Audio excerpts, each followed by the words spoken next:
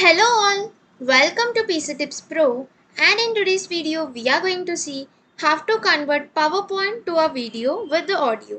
Before getting into the video, if you guys haven't yet subscribed to the PC Tips Pro, please do subscribe. And now let's get started. So here we have this PPT. So we just want to record this, like we need to make this PPT into a video. So in order to do that, we can just go to this record, and here you can find this record option, or else if you don't find this option on your PC, you can go to the slideshow, and here also you can find the same option, that is record. Click on this record, and you would be probably starting to record from the beginning. Then here we have this option to check your mic settings, like you want to mute or unmute your microphone, you want to use the camera so that you'll be able to record yourself while you record the audio along with this presentation. And here we have different colors so that we can even write on this presentation, like if I just choose one among this and choose some color, I could just write on this like this.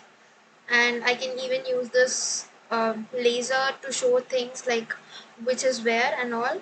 I can even erase the things that I have wrote, and I can even use this marker to like highlight the things up to show.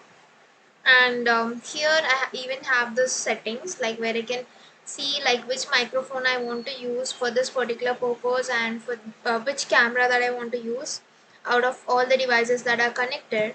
And we can start the recording, we can stop the recording too, and we can use this arrow marks or space bar to move to the next slide.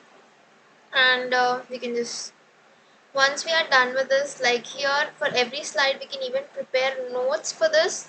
We can add the notes over here, like we can just give something like this. You can just choose like which font it should be and all, and you can add the notes for that particular slide.